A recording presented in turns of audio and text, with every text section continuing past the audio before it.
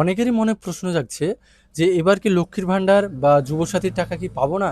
আমি আপনাদেরকে সরাসরি বলি যে আপনারা লক্ষ্মীর ভাণ্ডার আর যুবসাথীর টাকা কিন্তু আর পাবেন না।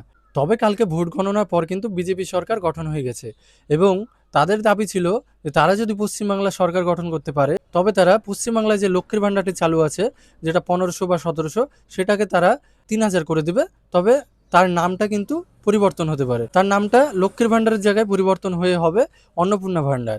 যারা যুবসাথীর টাকা পাচ্ছিলেন তারা কিন্তু সেই যুবসাথীর টাকাটাও পাবেন বাড়িয়ে, সেটা ১৫০০ বা ১৭০০ না, সেটার জায়গায় হয়ে যাবে ৩,০০০ টাকা। কিন্তু প্রকল্পের নাম পরিবর্তন হয়ে যাবে। এখন দেখার বিষয় যে কতদিন পর থেকে এই প্রকল্প আমাদের চালু হচ্ছে বা আমরা টাকা পেতে শুরু করব। যেরকমটা লক্ষ্মীর ভাণ্ডার বা অন্যান্য প্রকল্পের টাকা যে সব টাইমের মধ্যে দিত সেই টাইমেই দিবে না এখন দেরি করে দিবে সেটা এখন দেখার বিষয়।